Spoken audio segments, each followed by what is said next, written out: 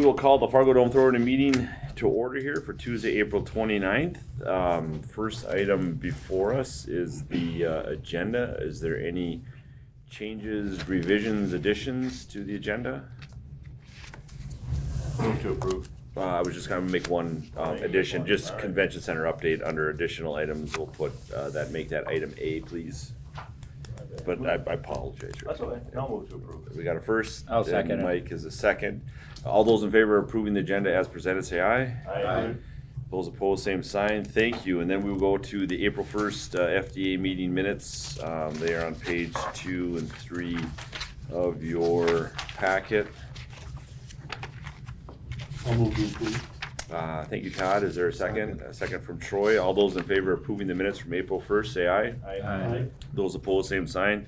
Thank you. Is there any old business before the FDA? All right, carrying on item number 3, and that is new business. Rob, table's yours. All right, we'll start out. There's a catering application. I believe it's Mr. Nathan Carr. Right here. From Crux Catering. If he has anything to say or if you have questions for him afterwards. Nathan, I'll just point out, good luck. Typically a caterer, they're supposed to come in and provide some goodies, but epic fail, but that's all right. We'll see if it'll still work.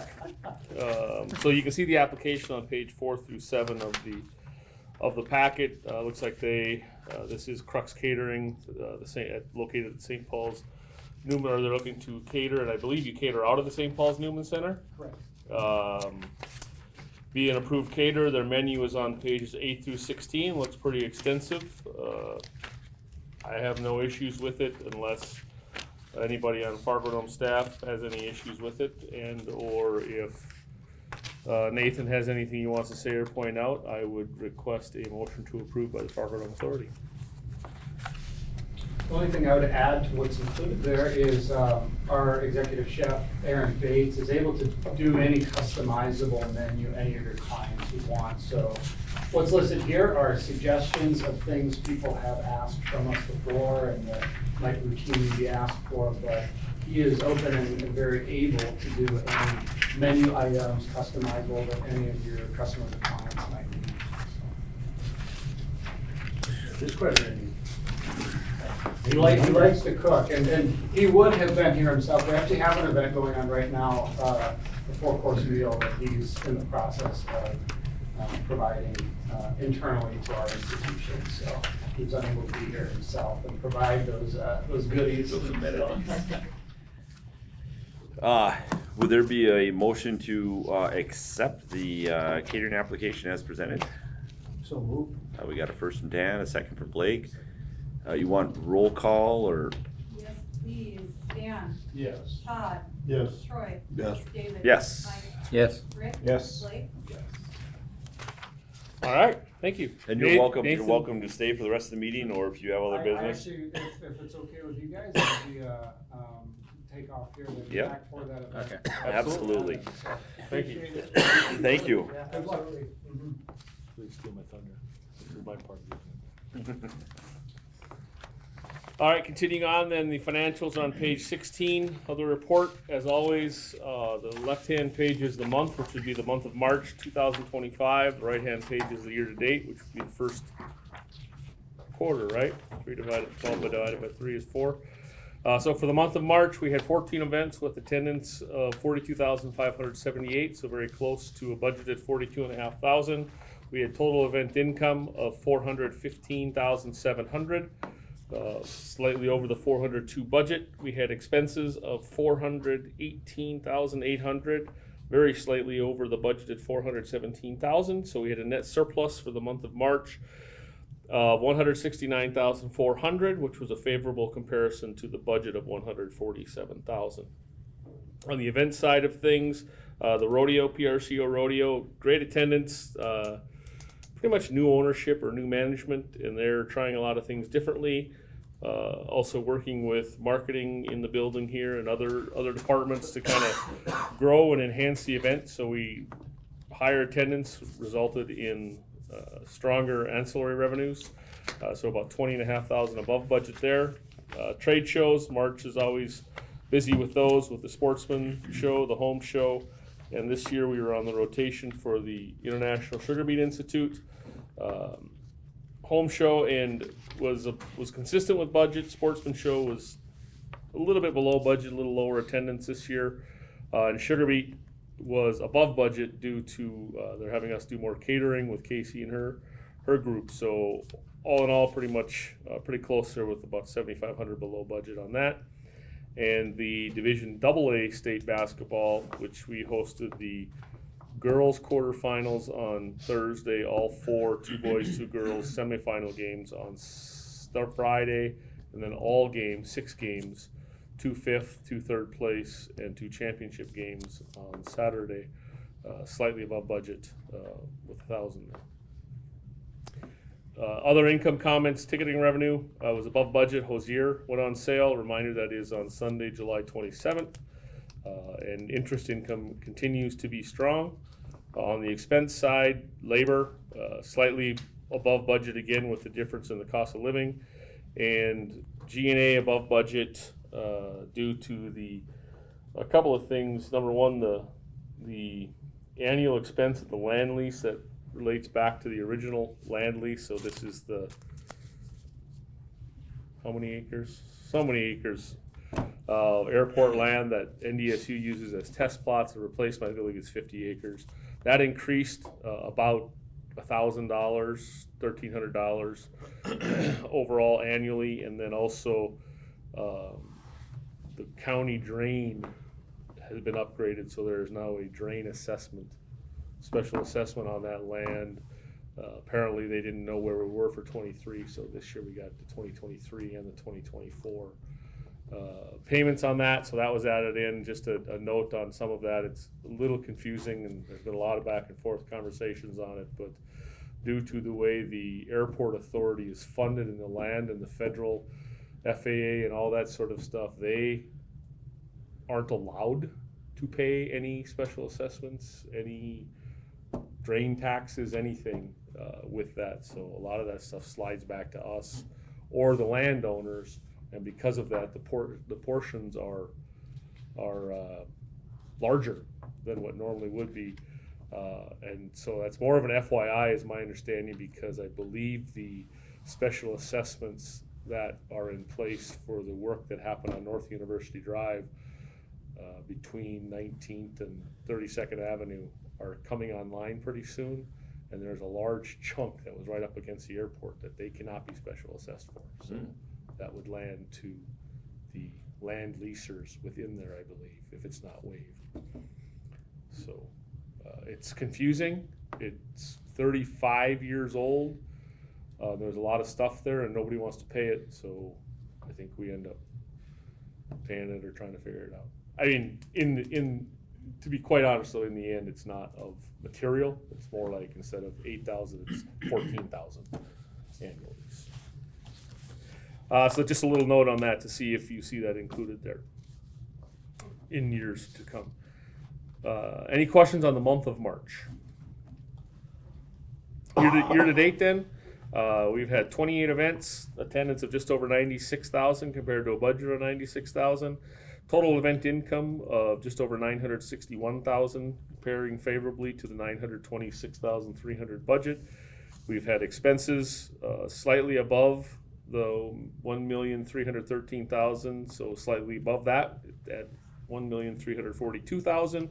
But we still are in a net surplus for the year of 107,700, favorably comparing to the $99,000 budget.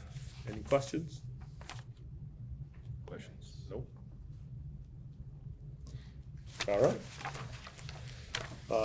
With that, moving on to past and upcoming events, page 29.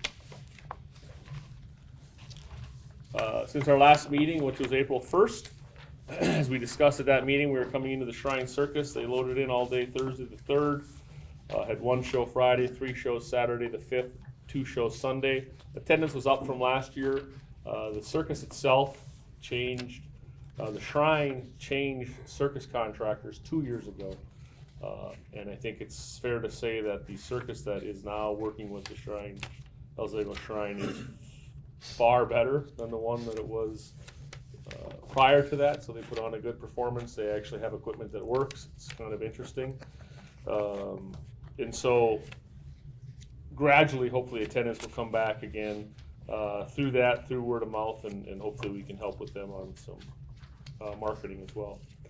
The following Thursday, Friday, the 10th and the 11th, NDSU, or the North Dakota High School Coaches Association, had their coaches clinic in conjunction with NDSU football, but it was brought on by the Coaches Association in Shields, Sanford Health.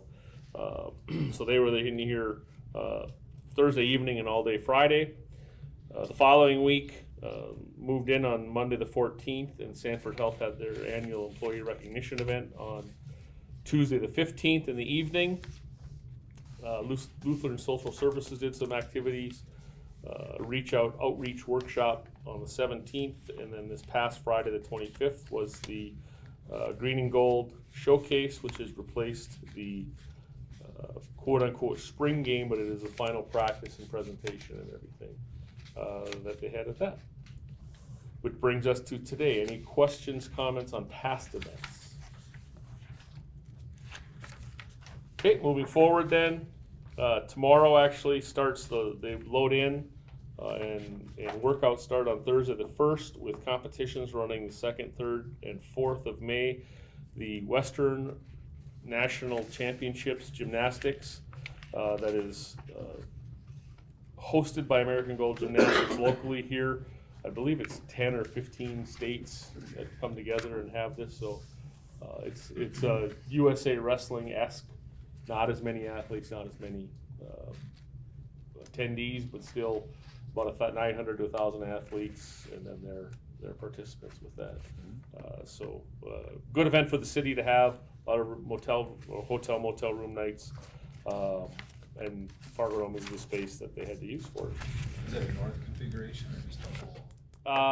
Mostly north. The seats are out or staying in the normal spot. The north half is used. They basically have two gymnastic apparatus setups on the north end, and then the south end is for awards and some other stuff and some warm up space. And then they'll be using the meeting rooms, different areas such as that. But they bring in 2 full gyms of gymnastic apparatus, so they split the north end east-west. Then NDSU commencement will start moving in, setting up on the 14th with their 2 ceremonies on the 17th, that Saturday. And that brings us to just another general reminder, as said last week, that Wednesday the 21st will be the FARGODOME Authority Building and Finance Committee meeting. That will be the budget presentation.